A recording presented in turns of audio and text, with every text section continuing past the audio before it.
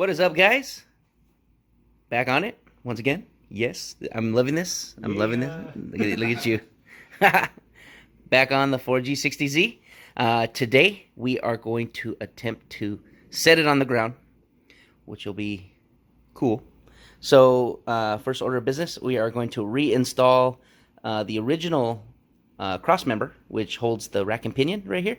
We will not be doing anything else to this rack and pinion. All it's going to be doing is hold the rack and pinion and the lower control arms. And we are going to figure out how we're going to install our, let me grab one right here. We're going to attempt to install S13 lower control arms. Yeah, I know they do make adjustable control arms for the Z's. I'm just trying to come up with a cheaper alternative, because if you've looked at prices for these lower control arms, you will, yeah, it'll really break your wallet.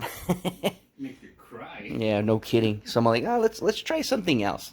Let's see if we can get S13, slightly modify it, hopefully slightly, and also the S13's tension rods that it came with, and put them on the Z and see if that works out. If not, oh well, then we'll go with the factory stuff with the bushings and yeah, right. Let's see what we can do. So, okay, we're gonna go ahead and start off, and I gotta look for the bolts for this. We have bolts everywhere right now, but we're gonna go ahead and reinstall that there. All right, we went ahead and installed the Crossmember. You can see where I had to re-weld her up because I had chopped this whole chunk out for the 3SGE beams, and yeah, look, you can see how much better this fits, and this is in the factory location of the 240Z. So we have plenty of clearance in between the oil pan and the Crossmember, and also plenty of clearance to service the belt if we need to. We're gonna go ahead and install the rack and pinion now, and we're going to be removing the factory lower control arms and comparing them to the S13 coilovers. I'm sorry, coilovers. S13 lower control arms. So we're going to go ahead and remove the ball joint from there. So if I remember, it's been a while. Yeah, so yeah, we're going to go ahead and remove the steering knuckle. And yeah, we're going to see how close or how far apart they are from the S13 and compare them. So let's go ahead and break this apart, Jericho. Let's take off that crown nut and remove the hose sway bar right there.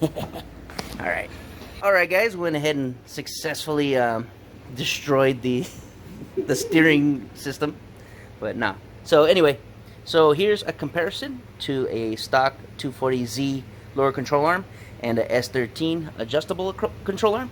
You can see they're pretty close. I mean, that's, you know, quite a ways though. So what we're going to be doing is measuring this and probably just going a little bit under so we can have the adjustability we need. And we're going to trim this down here, and also the threading on this joint right here we're going to shorten as well. Whatever we take off of here, we're going to take off of there also. So you'll notice that there's an offset bushing. I believe that is for to put it into factory caster spec, but we are going to have adjustable tension rods which go here. They're a little bit shorter than the Z, so we'll have to figure that out. But once we get these control arms in, you know, then we can go from there. But by the looks of it, the ball joints are actually the same as that. Well, this one's already been smashed down, but the steering knuckle fits down on that perfectly, and when you tighten it down, it will compress into the ball joint. So there we go, man. So I haven't seen this done yet, so I don't know if we're the first doing this, but I mean, why not, right? Yep. So, and then also this measurement in between here and here, we're going to match it from here to there too, so it fits into our lower control arm. So we're going to go ahead and measure that and start making the cuts. Alright guys, as you can see, we took off about almost 2 inches off of the end here, and then we also had to take the equal amount of threading off of that. So it left us with quite a bit of threading. I mean, we can always use a thinner locking nut, and that'll bring it in even closer. But right now, that's as close as we can get to the factory lower control arm. So I think this is gonna work. Think it's gonna work? I think it's gonna work. So we're gonna go ahead and install it into the Crossmember and see what else we're gonna need to complete it.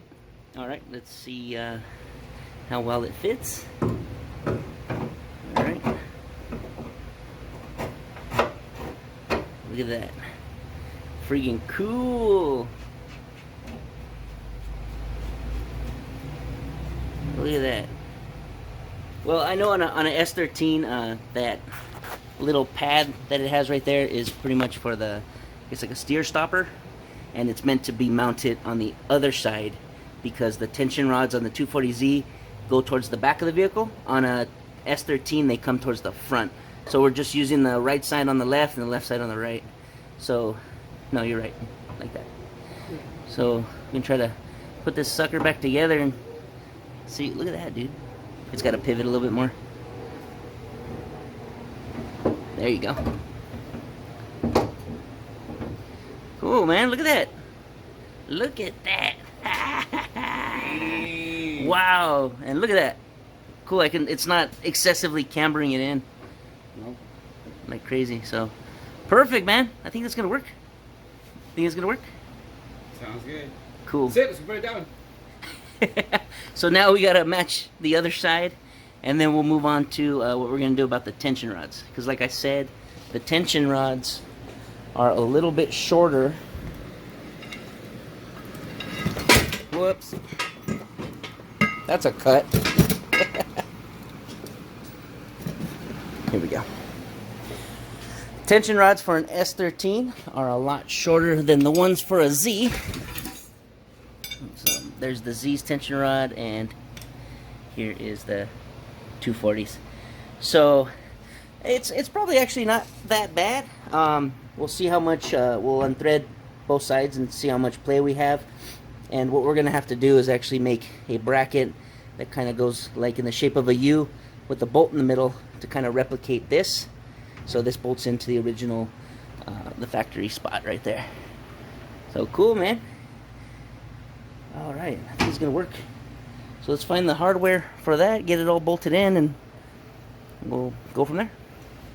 Well, you know what we'll probably do? We'll probably do the whole tension rod thing, so all we have to do is match the other side for both. We'll go from there. All right, we'll be right back. All right, guys, we're moving on to making our bracket for our tension rod. So what we came up with was to cut some strips of mild steel. And what we actually did was find the center of it and then pretty much measure the distance between the eyelet to eyelet, and then we came up with this. So we marked it and I actually took Kimbo slice and cut them halfway through. So this will allow me to bend it nicely, just like this one. So, and this one fits nicely. Look at that. Dang. Cool. So now after I'm going to be drilling the hole so we can put the bolt through, and I'm going to go ahead and lay some weld on here and here. And then we'll end up drilling the center, putting a bolt sticking out this way, and that will mount into the Z's factory tension rod position. What do you think? Sick. That's rad. All right, yeah, I'm proud of myself. All right, let me bend the other one.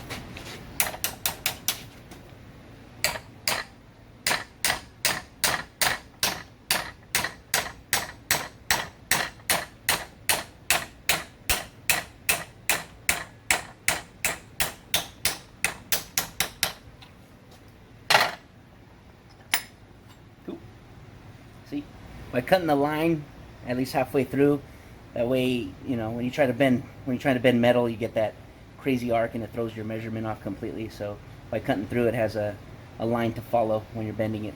So awesome. We'll do the other side.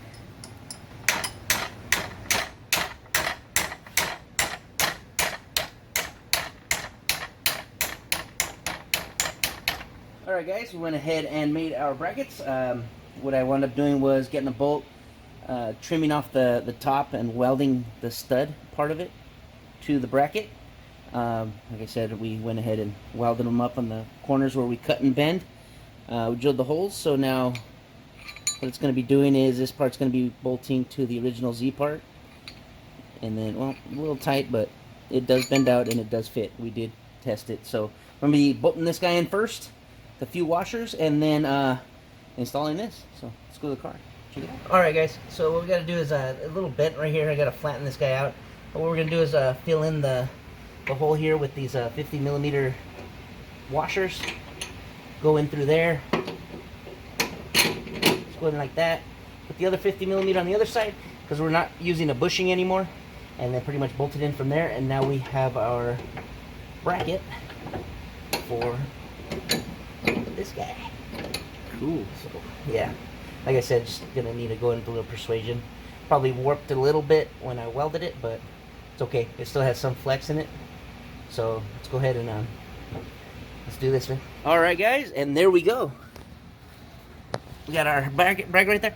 Actually, I had to put 3 of the 50 millimeter washers in here because of the little cup for the bushing, because it was the cup was actually really deep. So I put 3 so we didn't make contact with it. See, it's floating right above it there. Perfect. So we did put 3 right here, 1 in the back, and then a lock washer and a nut. And what we had to wind up doing was actually put this bolt in first and then install this. So this can be turned upright and it would work exactly the same, but I kind of like the way it looks like this. And look at that, dude. It works. Does it work? Yeah. And then so now, come alignment day, we could adjust our caster now. Look at that. Could put it exactly where it needs to be. And we didn't have to shorten or extend this whatsoever. And this is for S13 Sylvia 240SX. And it works. Yeah. So, but obviously you have to fabricate this guy and shorten up your lower. And then other than that, there we go. Saved about $400 because this whole set was like $140. And it came with the lower control arm and the tension rods for the Sylvia. Freaking cool, dude. I'm so happy. Nice. We did it. So it is solid too. So well, obviously we're gonna be doing the suspension one day soon, maybe. Look at that. And steering knuckle bolts into the factory position, so we won't have any problem with that. This is removable. The only thing we have to figure out is the sway bar. They leave this little provision right here for like a ball joint style sway bar mount, but what I'm thinking is when I had this up to the original lower control arm, I did notice in this area, this is where the factory sway bar would fit. So all we would have to do is pretty much drill the hole out so we can run the sway bar end link, and everything should bolt in a factory position. Isn't that cool? Sweet. Oh man, I like it. I love it. I like it. It only took all night, I mean, but hey. Look at that. Nice fitment. We did have to trim a little bit off these guys. Just a little bit for it to fit in here nice. So, but, I mean, no biggie. I mean, you can probably do this by hand with a hacksaw if you have the time. But if you have a Kimbo slice like we do, it makes it so much easier. Dude, I'm so happy. So happy I didn't have to spend $500, $600 just for some adjustable lower control arms. Oh, yeah, they're adjustable. Right.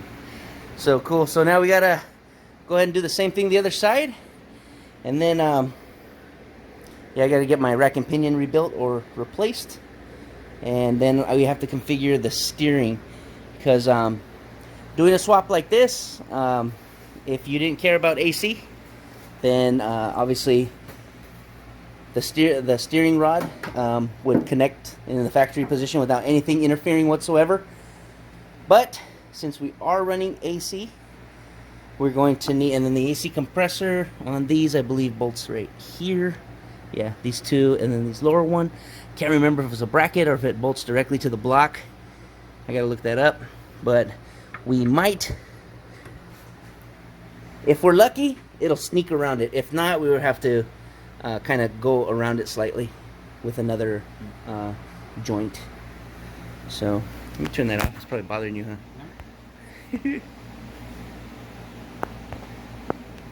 Yeah. Oh well. So anyway, I guess we're gonna end it here for now. Well, we're gonna finish up the other off camera. We're gonna go ahead and finish up the other side. But let me know what you guys think about the S13 lower control arm and tension rod upgrade, budget upgrade for the 240Z. That is awesome. I'm happy for that. So don't forget to like, subscribe, leave any comment you have below, or let the hate flow. All right, guys. Have a good night.